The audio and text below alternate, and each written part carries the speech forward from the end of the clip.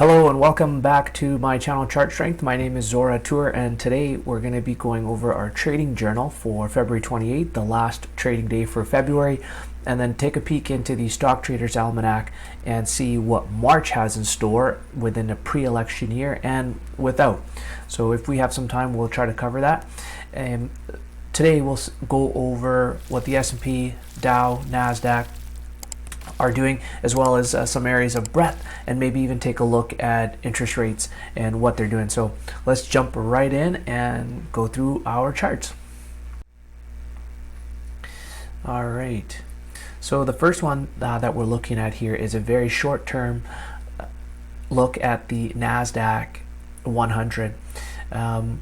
So this is more or less to help me see whether we can enter into stocks in a short-term period. What we're seeing right now is this right here, where the MACD histogram is starting to retrace back upwards, and perhaps there is a resumption of the trend into March.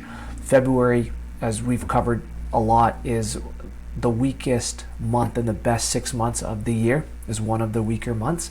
So March typically rebounds. So we've seen a major sell-off down this way, and we might, based on seasonality, expect March to be a better performer. So I have been adding a little bit into the NASDAQ 100 over the last few days on this weakness, on the expectation that March should be stronger. While we're on it, we'll take a look. Here, the NASDAQ in a pre-election year on average has returned about 3.1%. And the next best one would be the Russell 2000, which in a pre-election year has registered a 2.6% return. Okay, what's next? All-time favorite chart right here that is really marked up. I should probably fix something right here, right now. Okay, 1 second, guys. Okay, so the most important thing in this chart right now would be this trend line. You can see price hitting here, and somewhat holding for the last few days up here within this trend line. For this trend line to be meaningful, you'd want prices to hold and stay above. The other thing, looking into a little deeper, is, if we can move this over a bit, is there is a minor today retracement in the MACD histogram. What does that mean? If it starts to retrace upwards, like here and here, we could see somewhat of a rally. So we're going to continue to monitor that. So my positioning is bullish. However, I do have stop losses in place because that is key. We've learned that from numerous traders, is that risk management is the golden ticket in this game. Okay, what do we got next? This is the Dow Jones, and we've got the US highs and lows up top, and I've kind of marked it out what to expect over the next 2 years.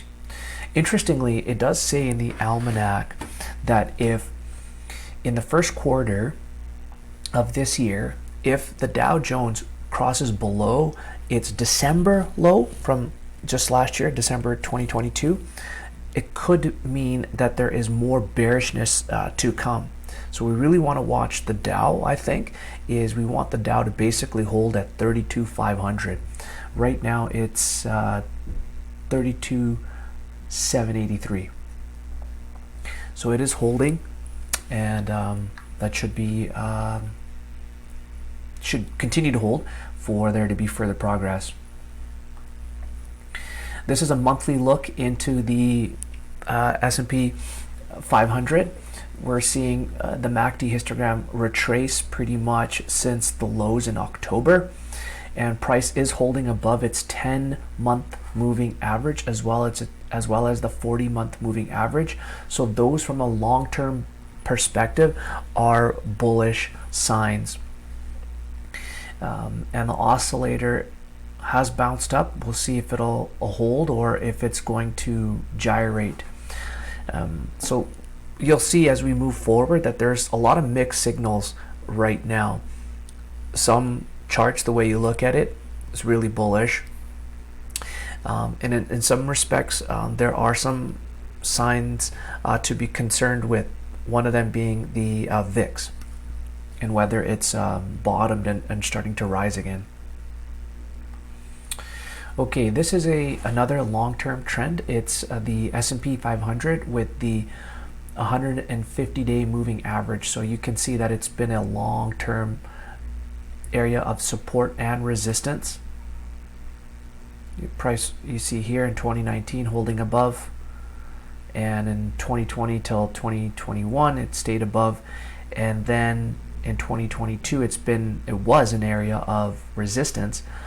But now if price holds above essentially 3,900 or 4,000 in the S&P, this moving average may again become an area of support. So we'll continue to monitor that.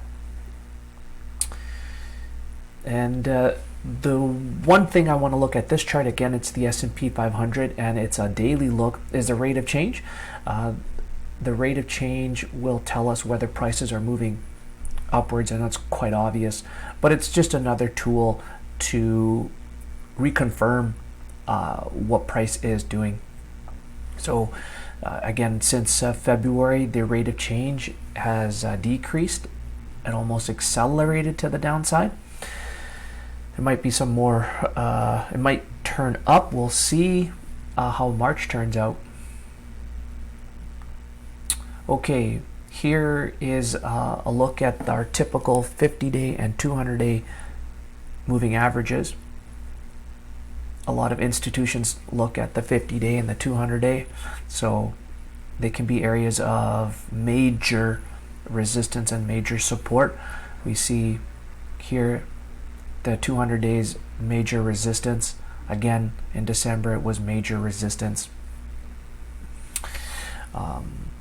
So we'll continue to monitor that, but prices right now are above both, which textbook definition would say that you want to be on the bullish side of things, or long. There's varying degrees of bullishness. You can be very bullish, little bullish. This is again the S&P 500 on a weekly chart. You'll see that there's a trend here, and price is above its 26-week moving average. Although we are seeing a deceleration in the MACD histogram on a weekly basis, which leads me to be a little bit cautious, and that's why we're not fully invested right now. This is the Elder histogram, and the price bars are colored green, blue, and red, and they can tell us sort of what price is doing with respect to the histogram.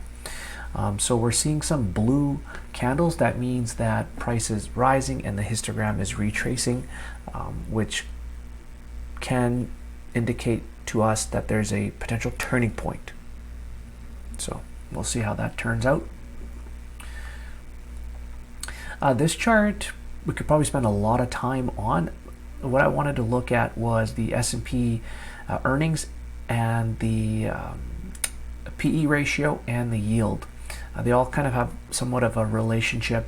You'll see with earnings declining here in 2020, the PE ratio shot up. Now you'll see again in 21, earnings were growing. This was a really strong time for growth, and the PE ratio was declining. So my guess is that with the PE declining with earnings rising is maybe an expectation that down the road this earnings growth rate will probably slow down. And I think the market got it right, because what do you see in 2022? Earnings are flat, pretty much flat to down. There's a lot of stats going out that if you include energy, earnings are up or are flat. If you exclude energy, earnings are actually down almost 10% for the year, which 10% of 200, yeah, just about, maybe close enough, 5%. So it's always kind of good to look at, but it doesn't really drive your investment decisions, I think. Here's a chart of yield. What stood out to me is that when yields drop big time, the market really bottoms. So you'll see that in 08 and 09, 09 and 10. Yields drop, prices rise. Here, most recently, yields drop, prices rise. Yields are rising here, and so that would indicate to me some weakness. So again, getting a mixed bag, mixed signals. Although, despite all that, we just want to, at the end of the day, focus on price and what a price is doing. Because that's the ultimate truth. All these indicators are based off of price that we see, like the MACD, the rate of change, the oscillators, Bollinger Bands. It all matters on price, so price is key. Okay, here's the VIX. The VIX, where did I go? Yeah. The VIX here peaked up in a little, it looks like literal around the late February and is declining. So if the VIX is declining, that should be bullish for stocks. We will again continue to monitor that. Now I think we're going to be looking at more breadth indicators. Here's the advance and decline line. Advance decline line had a huge thrust up into 23. And it seems to be holding up here. However, a lot of these stocks, you can see S&P, the broad market, Costco, Google, ExxonMobil, United Health, and even Visa. So I just took a big different basket of stocks. They're all below the 40-day moving average. That's not good. But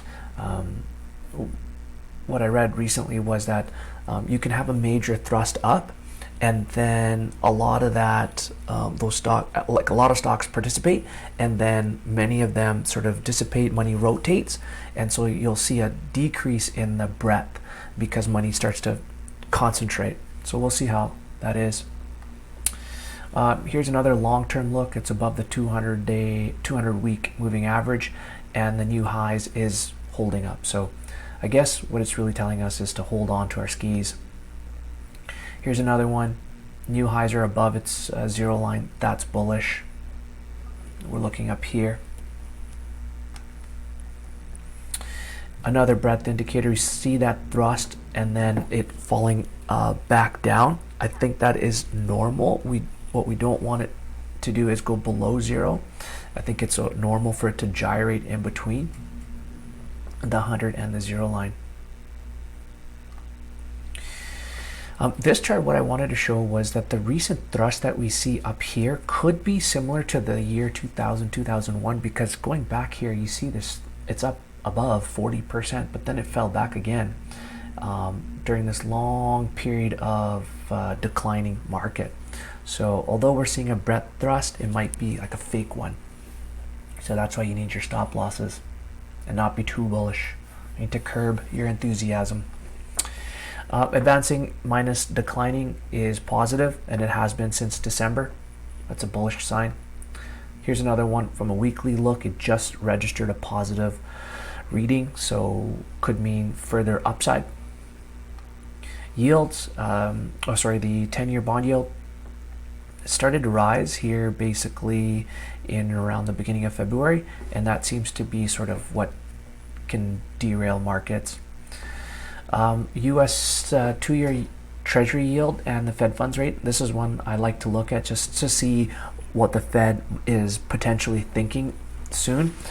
Looks like the market thinks investors think that the market can handle higher rates.